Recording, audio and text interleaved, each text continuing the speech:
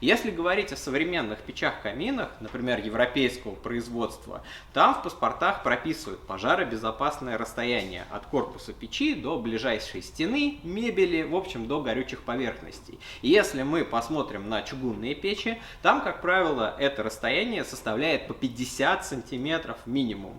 Иначе нужно делать изоляцию. У стальных печей это расстояние значительно меньше. Оно может составлять 20 и даже 15 сантиметров до горючей поверхности. Таким образом, если вы, например, ставите отдельно стоящую печку в деревянный дом, вам не нужно делать специальную негорючую стену и таким образом вносить какое-то иное решение в ваш интерьер.